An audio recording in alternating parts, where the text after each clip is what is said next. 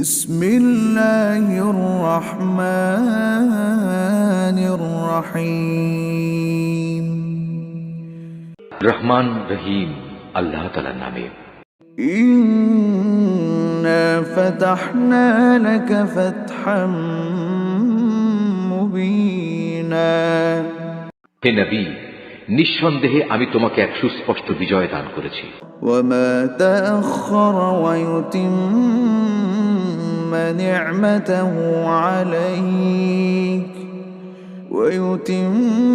نعمته عليك ويهديك صراطا مستقيما যাতে করে এর দ্বারা আল্লাহ তাআলা তোমার আগে পরের যাবতীয় ত্রুটি বিচ্যুতি ক্ষমা করে দিতে পারেন, তোমার উপর প্রদত্ত তাঁর যাবতীয় অনুদান সমূহ তিনি পূরণ করে দিতে পারেন এবং তোমাকে সঠিক সরল পথে পরিচালিত করতে পারেন। وينصرك الله نصرا عزيزا আর এই ঘটনার মাধ্যমে আল্লাহ তাআলা তোমাকে বড় রকমের একটা সাহায্য করবেন। هو الذي أنزل السكينة في قلوب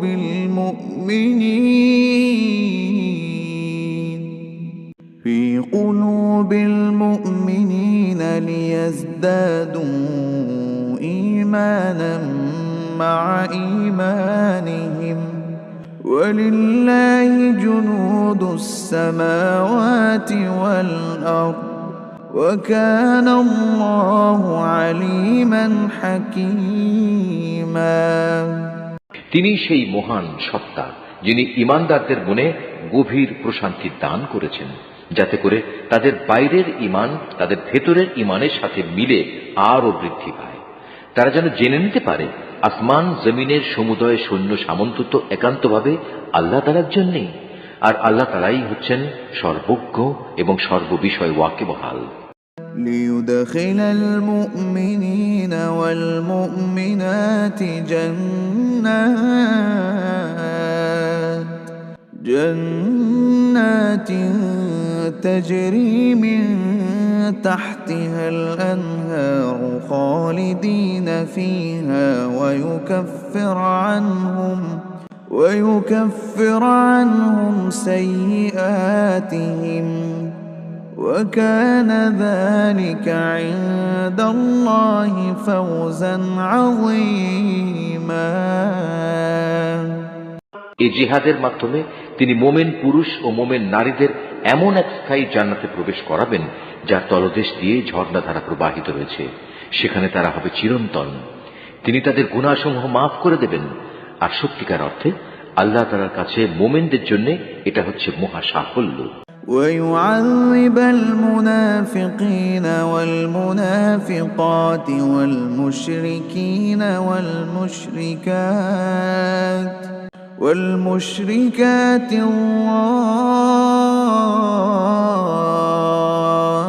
الظانين بالله ظن السوء عليهم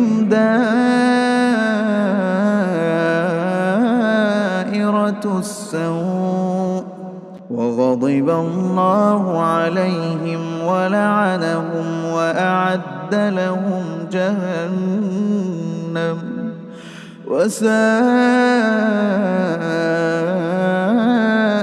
مصيرا এর দ্বারা তিনি মুনাফিক পুরুষ ও মুনাফিক নারী, আল্লাহর সাথে শরীক করে এমন পুরুষ ও নারী এবং আরো যারা আল্লাহ তাআলা সম্পর্কে নানাবিধ খারাপ ধারণা পোষণ করে তাদের সবাইকে শাস্তি প্রদান করবেন। আসলে খারাপ পরিণাম তো ওদের চারিদিক থেকে পরিবেষ্টন করেই আছে। আল্লাহ তাআলা তাদের উপর গজব পাঠিয়েছেন, তাদের তিনি অভিশাপ দিয়েছেন, অতঃপর তাদের জন্য তিনি জাহান্নাম তৈরি করে রেখেছেন, আর জাহান্নাম তো অত্যন্ত নিকৃষ্ট ঠিকানা।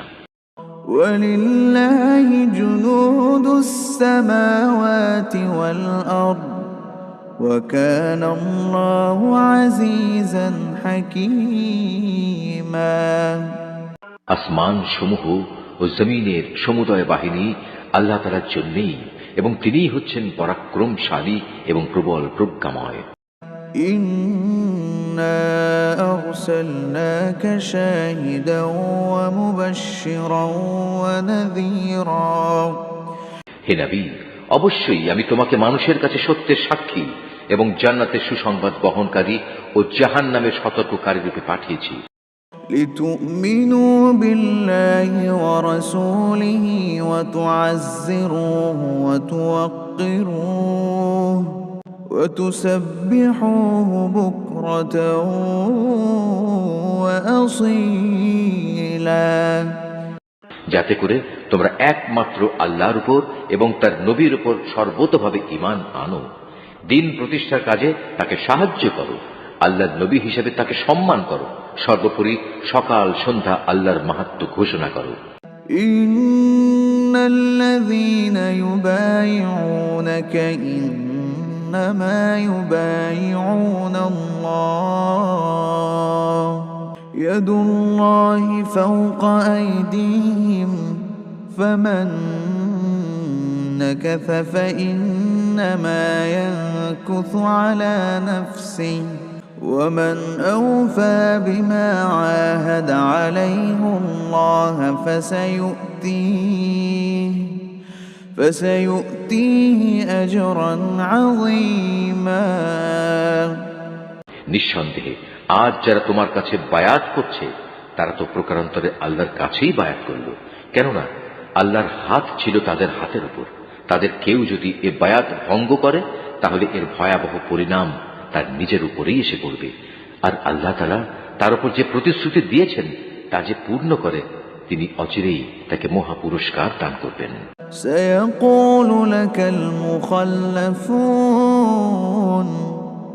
سيقول لك المخلفون من الأعراب شغلتنا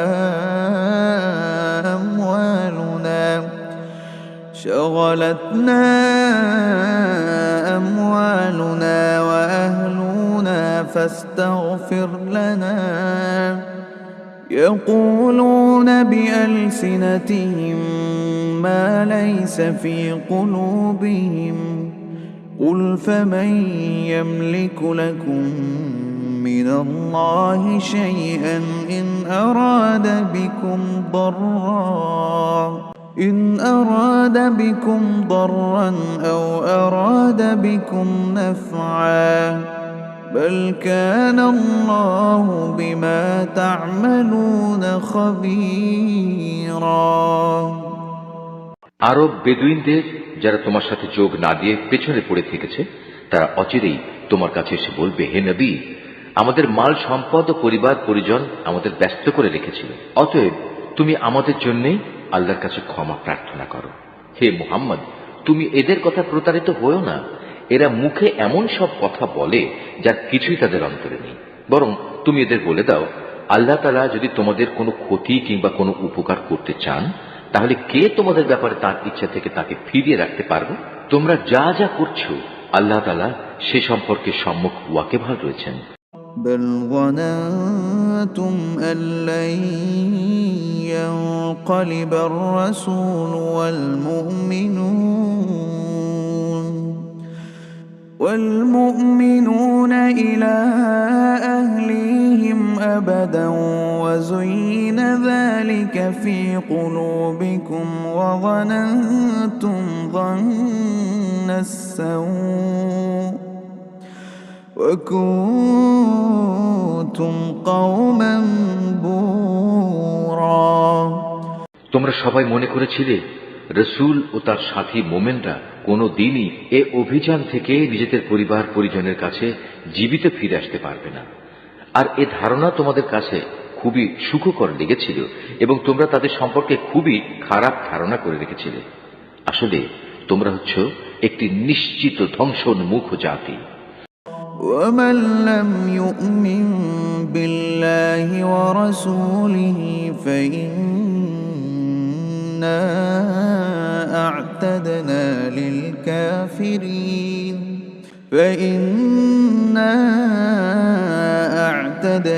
للكافرين سعيرا আল্লাহ তাআলা ও তার রাসূলের উপর যারা কখনো বিশ্বাস করেনি আমি সে অবিশ্বাসীদের জন্য জ্বলন্ত আগুন প্রস্তুত করে রেখেছি। ولله ملك السماوات والأرض يغفر لمن يشاء ويعذب من يشاء وكان الله غفورا رحيما। আকাশমণ্ডলীয় পৃথিবী যাবতীয় সার্বভৌমত্ব তো এককভাবে তাঁরই জন্য নির্দিষ্ট। অতএব তিনি যাকে ইচ্ছা তাকে ক্ষমা করেন, আবার যাকে ইচ্ছা তাকে শাস্তি প্রদান করেন। আল্লাহ তাআলা একান্ত ক্ষমাশীল ও পরম দয়ালু। سيقول المخلفون إذا انطلقتم إلى مغانم لتأخذوها ذرونا نتبعكم يريدون أن يبدلوا كلام الله قل لن تتبعونا كذلكم قال الله من قبل فسيقولون بل تحسدوننا بل كانوا لا يفقهون إلا قليلا।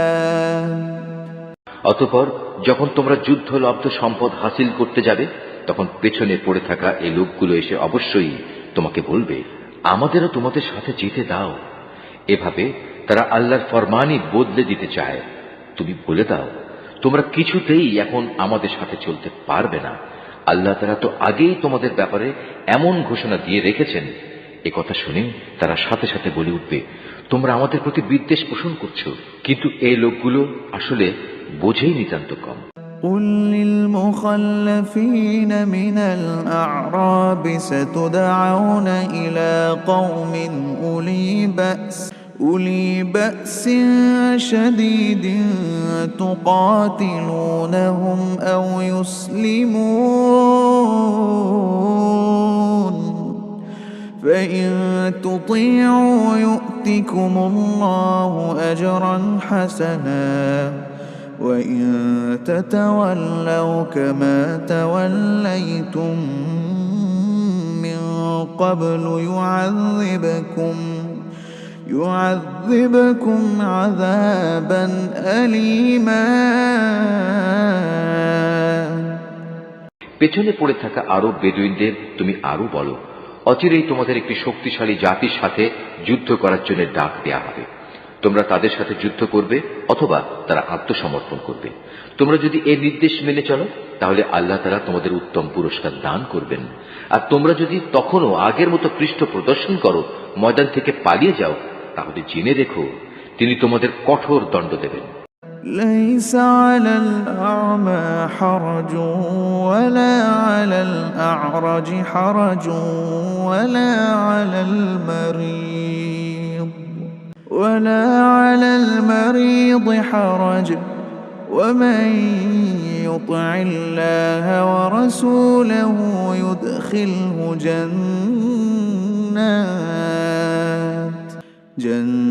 جنات تجري من تحتها الأنهار ومن يتول يعذبه عذابا أليما। তবে কোনো অন্ধ ও পঙ্গু কিংবা রুগ্ন ব্যক্তি জিহাদের ময়দানে না এলে তার জন্য কোনো গুনাহ নেই। এবং যে কোনো ব্যক্তি আল্লাহ তাআলা ও তার রাসূলের আনুগত্য করবে, তিনি তাকে এমন এক জান্নাতে প্রবেশ করাবেন যার তলদেশে ঝর্ণাধারা প্রবহমান থাকবে। আবার যে ব্যক্তি আল্লাহর আনুগত্য থেকে মুখ ফিরিয়ে নেবে, তিনি তাকে মর্মন্তুদ শাস্তি দেবেন। لقد رضي الله عن المؤمنين إذ يبايعونك تحت الشجرة فعلم ما في قلوبهم فأنزل السكينة عليهم وأثابهم فتحا قريبا ইমানদার ব্যক্তিরা যখন গাছের নিচে বসে তোমার হাতে আনুগত্যের বায়াত করছিল তখন আল্লাহ তাআলা তাদের উপর খুবই সন্তুষ্ট হয়েছেন। তাদের মনের উদ্বেগজনিত অবস্থার কথা আল্লাহ তাআলা ভালো করেই জানতেন, তাই তিনি তা দূর করার জন্য তাদের উপর মানসিক প্রশান্তি নাজিল করলেন এবং আসন্ন বিজয় দিয়ে তাদের তিনি পুরস্কৃত করলেন।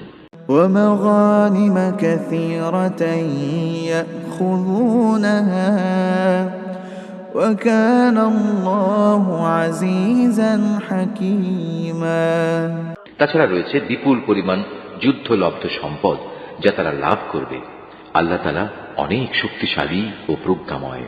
وعدكم الله مغانم كثيرة تأخذونها فعجل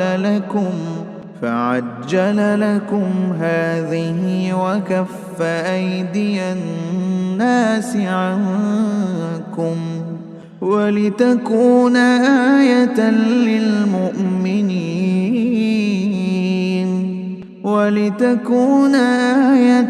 للمؤمنين ويهديكم صراطا مستقيما আল্লাহ তাআলা তোমাদের আরো প্রতিশ্রুতি দিয়েছেন, আগামীতেও তোমরা বিপুল পরিমাণ যুদ্ধলব্ধ সম্পদের অধিকারী হবে। এরপরে আল্লাহ তাআলা এই বিজয়কে তোমাদের জন্য ত্বরান্বিত করেছেন এবং অন্যদের হাত থেকে তোমাদের রক্ষা করেছেন, যাতে করে এটা মুমিনদের জন্য আল্লাহ তাআলার একটা নিদর্শন হতে পারে এবং এর দ্বারা তিনি তোমাদের সঠিক পথে পরিচালিত করতে পারেন। وأخرى لم تقدروا عليها قد أحاط الله بها وكان الله على كل شيء قديرا এছাড়াও অনেক সম্পদ রয়েছে যার উপর এখনো তোমাদের কোনো অধিকার প্রতিষ্ঠিত হয়নি। আসমান জমিনের সমুদয় সম্পদ তা তো আল্লাহ তাআলা নিজেই পরিবেষ্টন করে আছেন, আর আল্লাহ তাআলা সব কিছুর উপর একক ক্ষমতায় ক্ষমতাবান। ولو قاتلكم الذين كفروا لولوا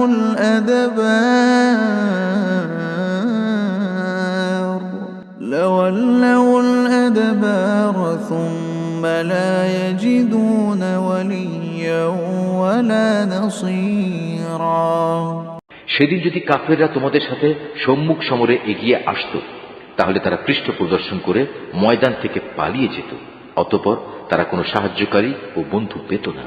সুন্নাতাল্লাহি আল্লাতী ক্বাদ খালাত মিন ক্বাবল ওয়া লান তাজিদ লিসুন্নাতিল্লাহি তাবদীলা। এ হচ্ছে আল্লাহ তাআলার চিরন্তন নিয়ম, যা আগে থেকে একই ধারায় চলে আসছে। তুমি কোথাও আল্লাহ তাআলার এই নিয়মের কোনো রদবদল দেখতে পাবে না। وهو الذي كف أيديهم عنكم ويهديكم عنهم ببطن مكة من بعد أن أظفركم عليهم وكان الله بما تعملون بصيرا তিনি মহান আল্লাহ, যিনি মক্কা নগরীর অদূরে তাদের উপর তোমাদের নিশ্চিত বিজয় দানের পর তাদের হাত তোমাদের থেকে এবং তোমাদের হাত তাদের থেকে নিবৃত্ত করেছেন, আর তোমরা যা করছিলে আল্লাহ তাআলা তার সব কিছুই দেখছিলেন। هم الذين كفروا وصدوكم عن المسجد الحرام والهدي معكوفا أو يبلغ محله ولولا رجال مؤمنون ونساء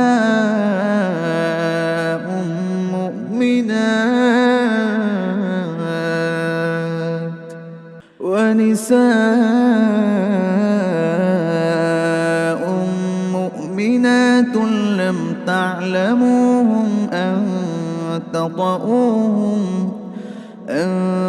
تطؤوهم فتصيبكم منهم معرة بغير علم ليدخل الله في رحمته من يشاء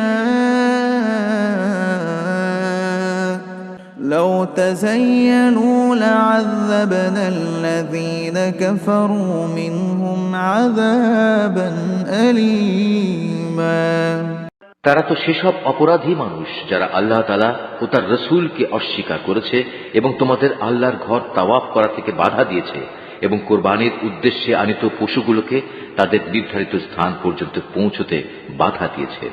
যদি সেদিন মক্কা নগরীতে এমন সব মোমেন পুরুষ ও নারী অবস্থান না করত যাদের অনেককেই তোমরা জানতে না, তাছাড়া যদি এই আশঙ্কা না থাকতো যে একান্ত অজান্তে তোমরা তাদের পদদলিত করে দেবে এবং এজন্য তোমরা পরে হয়তো অনুতপ্তও হবে, তাহলে এই যুদ্ধ বন্ধ করা হতো না। যুদ্ধ তো এ কারণেই বন্ধ করা হয়েছিল যে এর দ্বারা আল্লাহ তাআলা যাকে চান তাকে নিজের রহমতের আওতায় নিয়ে আসেন। যদি সেদিন তারা কাফেরদের থেকে পৃথক হয়ে যেত তাহলে মক্কার অবশিষ্ট কাফেরদের আমি কঠিন ও মর্মান্তিক শাস্তি দিতাম। إذ جعل الذين كفروا في قلوبهم الحمية حمية الجاهلية فأنزل الله سكينته على رسوله وعلى المؤمنين وألزمهم كلمة التقوى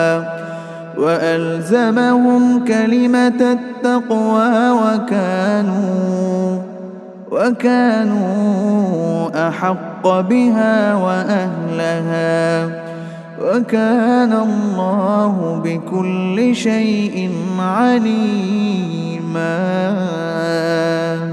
এ কারণেই যখন এ কাফেররা নিজেদের মনে জাহেলিয়াতের উদ্ধত্ত জমিয়ে নিয়েছিল তখন তাদের মোকাবেলায় আল্লাহ তাআলা তার রসুলের ওপর ও তার সাথী মোমেনদের ওপর এক মানসিক প্রশান্তি নাজিল করে দিলেন এবং এ অবস্থায়ও তিনি তাদের আল্লাহকে ভয় করে চলার নীতির ওপর কায়েম রাখলেন। মূলত তারাই ছিল আল্লাহর পক্ষ থেকে প্রশান্তি পাওয়ার অধিকতর যোগ্য ব্যক্তি। আল্লাহ তাআলা সব কিছুর ব্যাপারেই যথার্থ জ্ঞান রাখেন। لقد صدق الله رسوله الرؤيا بالحق لتدخلن المسجد الحرام إن شاء الله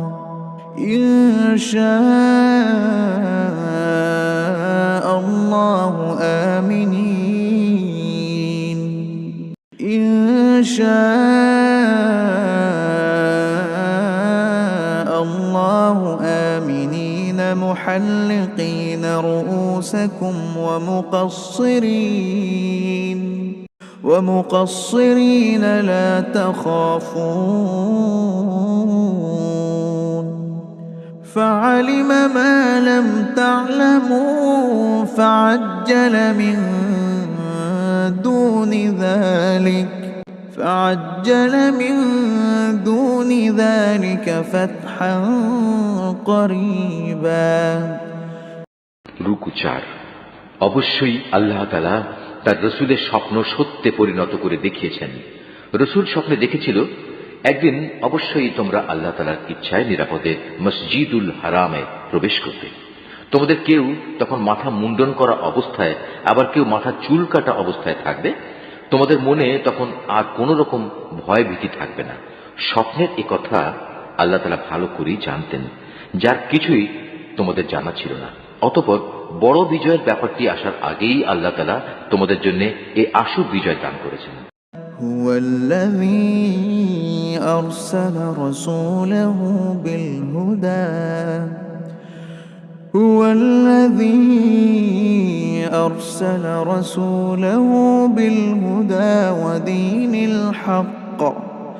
ودين الحق ليظهره على الدين كله وكفى بالله شهيدا محمد رسول الله محمد رسول الله والذين معه أشداء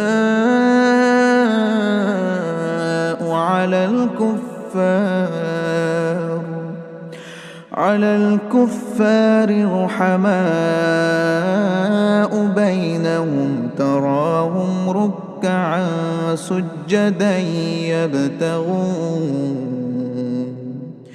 يبتغون فضلا من الله ورضوانا سيماهم في وجوههم من أثر السجود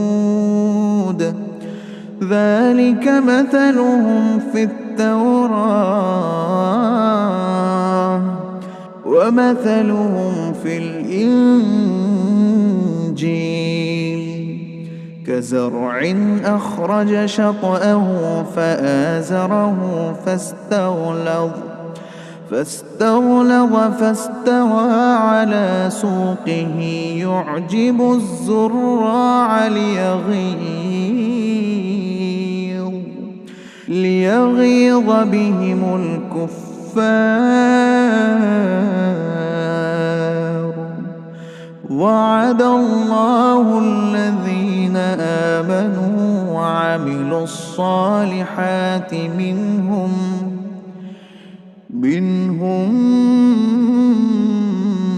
مغفرة وأجرا عظيما